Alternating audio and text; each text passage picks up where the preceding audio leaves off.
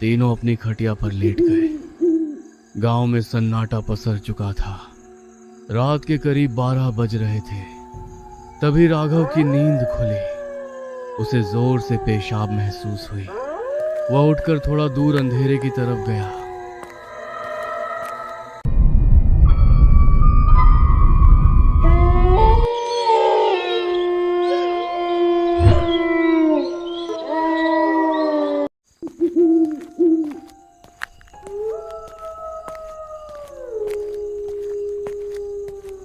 अरे भाई, इधर से तो खेत का काम करके जाते जाते बिल्कुल पसीना पसीना हो जाता है। इतनी भयंकर गर्मी है कि क्या बताएं। मन करता है बस घर पहुंचूं और खा पी के सो जाऊं। लेकिन भाई, घर में घुसते ही ऐसा लगता है जैसे किसी भट्टी में घुस गए हों। पसीने में तरबतर हो जाते हैं, नींद भी नहीं आती। अरे ये तो बात तुमने बिल्कुल सही कही हरी भाई। खेत में तो सूरज परेशान करता ही है। घर जाकर भी चैन नहीं मिलता। हम इतने गरीब हैं कि एक पंखा खरीदने का पैसा भी नहीं है हमारे पास। क्या गरीबी है भाई। अरे भाई, क्यों ना हम आज घर के अंदर न सोकर घर के बाहर सोएं। बाहर तो कम से कम ठंडी हवा चलती है, न पसीना होगा न घुटन। आराम से खटिया बिछाएंगे और मज़े की नींद लेंगे। क्या कहते हो?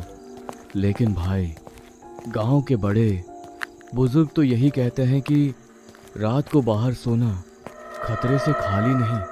पर तुम दोनों इतना कह रहे हो तो ठीक है, आज रात बाहर ही सोएंगे। पर सच में डर तो लगता है भाई। राघव, तू डर मत भाई। हम तीनों साथ रहेंगे तो चुड़ैल का बाप भी कुछ नहीं कर पाएगा। आएगी तो उसे डंडे से भगा देंगे। आज रात बाहर ही सोना पक्का रहा। वे बातें करते हुए जंगल के संकरे रास्ते पर आगे बढ़ रहे थे। अचानक उनके पीछे से एक काली छाया बहुत तेज गति से गुजरी। फिर अचानक उनके आगे से कुछ दूर पर वही छाया फिर से गुजरी। अरे, ये क्या था?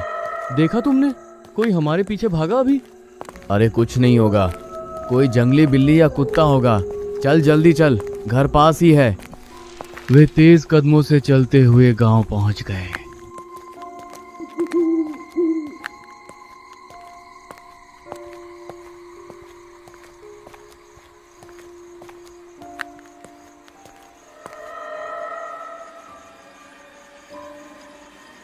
राघव और गोपाल अपनी अपनी खटिया लेकर पहुंच गए और हरी की खटिया के पास ही बिछा दी। अरे भाई, इस समय तो बाहर भी हवा कम ही है, लेकिन घर से तो अच्छा ही है। घर में तो सांस लेना मुश्किल था। हाँ भाई, बाहर कम से कम आसमान तो दिख रहा है। ठंडी हवा चलेगी तो सुकून से सोएंगे। पर भाई, अगर सच में कोई जानवर आ गया तो? अरे भाई, ये गांव है, कोई गहरा जंगल नहीं कि शेर आ जाएगा। तुम लोग बस डरावनी बातें सोचते हो। आराम से सो जाओ। सुकून तो है हरी भाई, पर गांव वाले जो कहते हैं कि कोई चुड़ैल भटकती है, कहीं वो हमारी चारपाई के नीचे आकर न लेट जाए, मुझे तो सोचकर ही डर लग रहा है। अरे भाई राघव, चुड़ैल सब अफवाह है। चुपचाप सो जाओ, कुछ नहीं होगा। तीनों अपनी खटिया पर लेट गए। गांव में सन्नाटा पसर चुका था। रात के करीब 12 बज रहे थे। तभी राघव की नींद खुली। उसे जोर से पेशाब महसूस हुई। वह उठकर थोड़ा दूर अंधेरे की तरफ गया। जब वो पेशाब कर ही रहा था, तभी उसके पीछे से कोई साया बिजली की तेजी से भागा। कौन है मेरे पीछे? हरी भाई, तुम हो क्या? उसने पीछे मुड़कर देखा। उसके सामने एक भयानक डरावनी चुड़ैल खड़ी थी। तू कौन है? यहाँ क्या कर रही है? भाग जा यहाँ से। राघव, तुझे बाहर सोने का बहुत शौक है ना? घर में गर्मी लगती है तो सो जा। कल भी बाहर ही सोना। बाहर सोने में तुम्हें बहुत मजा आएगा। वो वहां से अपनी जान बचाकर बेतहाशा भागा। वो इतना डर गया था कि उसने गोपाल और हरी को जगाया भी नहीं। हरी के घर के अंदर घुस गया वह खिड़की से बाहर झांकने लगा। तभी उसने देखा कि वह चुड़ैल राघव की खाली खटिया पर, जो कि बीच में थी, आराम से लेट गई। अरे, मैं तो भाग आया, लेकिन ये चुड़ैल तो मेरी खटिया पर ही लेट गई। हरि और गोपाल, जो अगल बगल की खटिया पर सो रहे थे, उन्हें जरा भी इल्म नहीं था कि मौत उनके ठीक बीच में आकर लेट गई है अचानक, और राघव की ही आवाज में बोलने लगी। अरे हरि, ओ हरि भाई, गोपाल, जल्दी उठो यार, देखो इधर कोई आया है, उठो जल्दी। अरे यार राघव, सोने देना भाई, अभी तो आंख लगी थी, तू रात भर सोने नहीं देगा क्या? तुझे बोला था ना कि ये सब वहम है, चुपचाप सो जा भाई। अरे भाई, मैं सच बोल रहा हूँ, एक बार आंख खोलकर तो देखो, मैं कहाँ हूँ और मेरे साथ कौन है, उठो जल्दी। गोपाल ने झल्लाकर अपनी आंखें खोली। उसने सोचा कि वह राघव को डांटेगा, लेकिन जैसे ही उसकी नजर बीच वाली खटिया पर पड़ी, उसकी चीख गले में ही फंस गई। हाँ, हरी भाई, उठो, जल्दी देखो, बीच में कौन है? हरि की नजर जैसे ही उस डरावनी आकृति पर पड़ी, उसके रोंगटे खड़े हो गए। हरि और गोपाल ने एक दूसरे की तरफ देखा और बिना एक पल गंवाए खटिया से कूदे और सीधे हरि के घर के दरवाजे की तरफ भागे। राघव, तू अंदर कब आया और हमें बताया क्यों नहीं? हम तो मर जाते बाहर। भाई, मैं क्या बताऊं, मैं जब पेशाब करने गया तो उसने मुझे पकड़ लिया था। मैं इतना डर गया था कि मेरी सिट्टी पिट्टी गुम हो गई। मैं जान बचाकर भागा और तुम दोनों को आवाज देने की हिम्मत ही नहीं हुई। मुझे माफ कर दो भाइयों, पर मैं सच में बहुत डर गया था। अरे भाई, तू तो भाग आया, पर हम दोनों तो मौत के बगल में सो रहे थे। अगर मेरी आंख नहीं खुलती तो आज हमारी लाशें मिलती। अब जो हुआ सो हुआ, कम से कम हम तीनों सलामत तो हैं। लेकिन अब क्या करेंगे, ये रात कैसे कटेगी? और सबसे बड़ी बात, अब हम कभी बाहर नहीं सो पाएंगे। बाहर कभी पायल की आवाज आती तो कभी किसी के रोने की।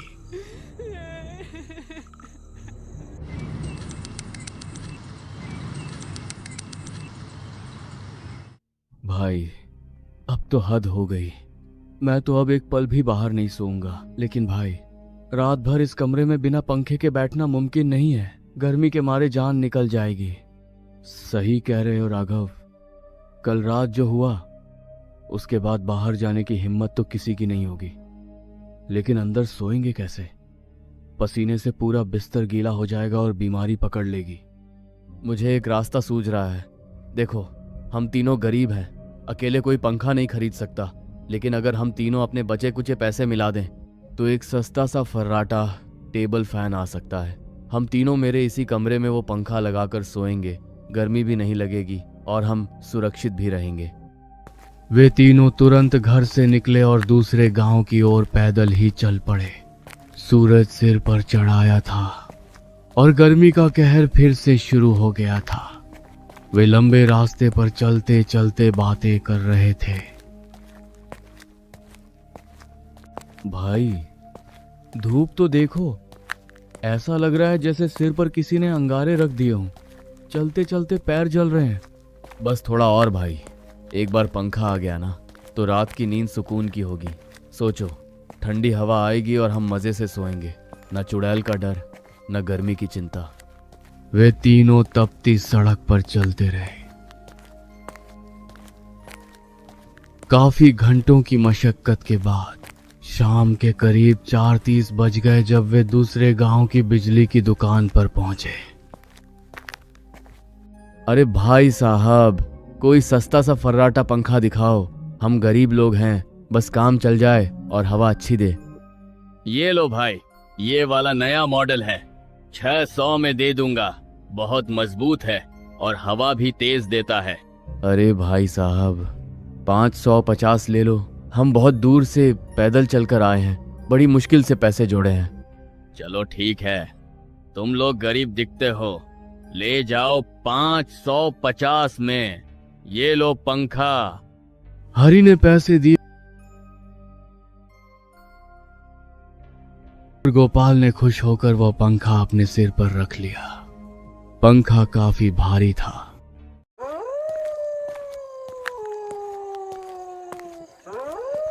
अब सूरज ढलने लगा था और आसमान में लाली छा गई थी। उन्हें पता था कि अब उन्हें उसी डरावने जंगल से वापस गुजरना है। चलो भाई जल्दी निकलो, अंधेरा होने से पहले जंगल पार करना है। आज फिर से उस रास्ते पर डर लग रहा है। जल्दी चलो गोपाल भाई, तुम पंखा संभालो, हम तुम्हारे साथ साथ चल रहे हैं। बस 1 घंटा और, फिर हम अपने गांव में होंगे। वे तीनों फिर से उसी जंगल के रास्ते में दाखिल हुए। इस बार सन्नाटा कल से भी ज्यादा गहरा महसूस हो रहा था। गोपाल पंखा सिर पर रखे सबसे पीछे चल रहा था। अचानक उसे महसूस हुआ कि पंखे का वजन धीरे धीरे बढ़ रहा है। अरे भाई, ये पंखा अचानक भारी क्यों होने लगा?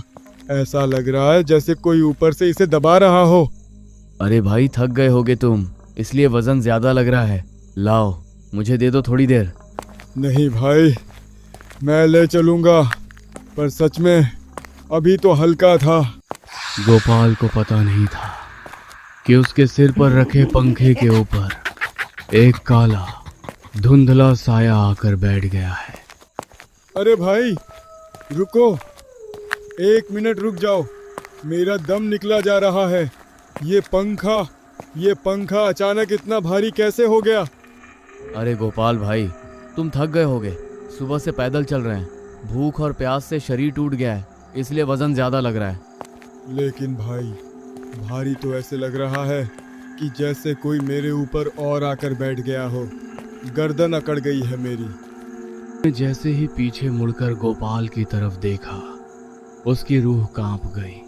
गोपाल सबसे पीछे चल रहा था और उसके सिर पर रखे पंखे के ठीक ऊपर एक काला, धुंधला और डरावना साया बैठा हुआ था। गोपाल को इसका जरा भी अंदाजा नहीं था कि उसके ऊपर मौत सवार है।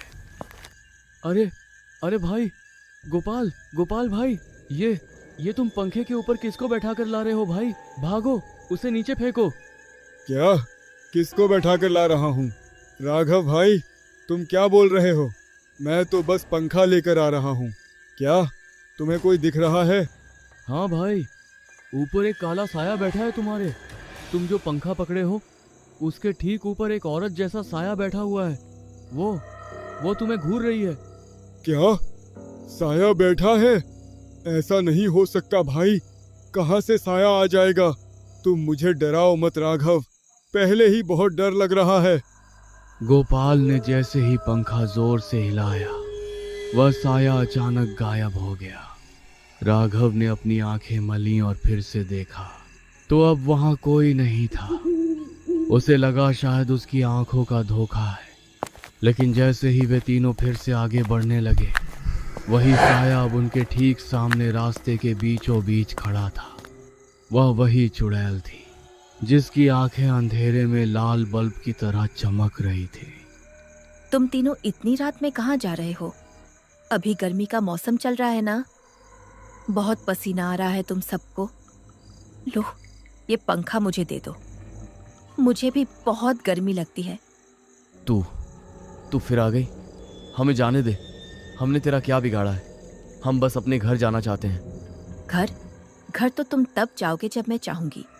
मुझे ये पंखा बहुत पसंद आया है, इसे यहाँ जंगल में लगाओ, मैं यहाँ ठंडी हवा खाऊंगी। तुम तीनों यहीं रुक जाओ मेरे साथ। चुड़ैल की हंसी सुनकर तीनों के हाथ पांव फूल गए। वह उन्हें जंगल के अंदर ही गोल गोल घुमाने लगी। वे एक ही रास्ते पर बार बार आ रहे थे। ऐसा लग रहा था जैसे जंगल का रास्ता खत्म ही नहीं हो रहा। भाई, ये क्या हो रहा है? हम भटक गए हैं हरी भाई, ये चुड़ैल हमें कहीं जाने नहीं देगी। भाई, मेरा पैर भारी होता जा रहा है। मुझे ऐसा लग रहा है जैसे जमीन मुझे खींच रही है। मैं और तेज नहीं भाग सकता। वे भागते भागते एक ऐसी जगह पहुंचे जहां झाड़ियां बहुत घनी थीं। अरे भाई, मेरा पैर फंस गया, हरी भाई, राघव भाई, रुको, मेरा पैर हिल नहीं रहा है। हरि और राघव डर के मारे इतने अंधे हो चुके थे कि उन्हें एहसास ही नहीं हुआ कि गोपाल पीछे छूट गया है। वह अपने दोस्तों को पुकारता रहा। अरे भाई, बचाओ मुझे। हरी भाई, राघव भाई, मुझे अकेला मत छोड़ो। लेकिन हरि और राघव बहुत दूर जा चुके थे। वो अकेला उस डरावनी चुड़ैल के सामने खड़ा था। उसकी लाल आंखें गोपाल को ऐसे घूर रही थी जैसे कोई शिकारी अपने शिकार को देखता है। अब ये पंखा मेरा है और तू भी मेरा है। तुझे बहुत गर्मी लगती थी ना, ले, अब तुझे कभी गर्मी नहीं लगेगी। और गोपाल की गर्दन को अपने ठंडे हाथों से दबोचा। गोपाल की आवाज उसके गले में ही घुटकर रह गई। दूसरी तरफ हरि और राघव भागते भागते गांव की सीमा में घुस चुके थे। वे सीधे हरि के घर के अंदर घुसे। राघव, जल्दी दरवाजा ठीक से बंद कर, वो साया पीछे ही होगा। लेकिन हरि भाई, गोपाल कहाँ रह गया? वो तो हमारे पीछे ही था ना। क्या गोपाल पीछे नहीं है? अरे, हम तो तीनों एक साथ दौड़ रहे थे, मुझे लगा वो तुम्हारे पीछे आ रहा है। अरे हरि भाई, गोपाल के पंखे के ऊपर जो साया था, लगता है उसी ने उसे पकड़ लिया। हम तो भाग आए, हमें पता ही नहीं चला कि वो पीछे रह गया।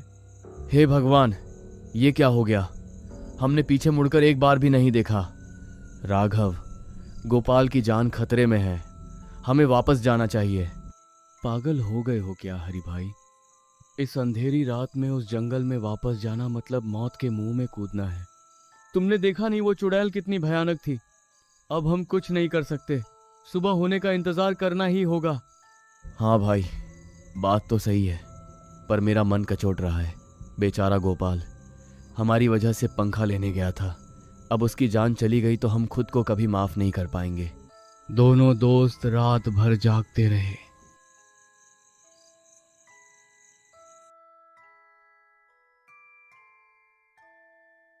हरि भाई, सुबह हो गई है, बाहर सन्नाटा है, चलो चलकर देखते हैं। हाँ चलो, भगवान करे गोपाल सही सलामत हो। जैसे ही हरि ने दरवाजा खोला, उसकी चीख निकल गई। उसकी आंखें फटी की फटी रह गई। दरवाजे के ठीक सामने गोपाल की लाश पड़ी थी और गर्दन पर गहरे काले निशान थे, जैसे किसी ने उसे बहुत जोर से दबाया हो। सबसे डरावनी बात यह थी कि उसके शव के बिल्कुल बगल में वह नया फर्राटा पंखा रखा हुआ था। वही पंखा जिसे खरीदने के लिए वे कल जंगल गए थे। गोपाल, अरे गोपाल भाई, उठो, ये क्या हो गया? अरे कोई दौड़ो, देखो गोपाल को क्या हो गया। ये तो मर चुका है हरि भाई, देखो चुड़ैल ने इसे मार दिया। और देखो ये पंखा भी यहीं पड़ा है, उसने इसे मार दिया और पंखा हमारे दरवाजे पर छोड़ गई। ये हमारी गलती है राघव, अगर हम रात को पंखा लेने नहीं जाते या फिर पीछे मुड़कर देख लेते तो आज हमारा दोस्त जिंदा होता। हमने पंखा तो पा लिया पर अपने भाई को खो दिया। कहानी का अंत यहीं होता है। वे दोनों अब हमेशा के लिए डर के साए में जीने लगे।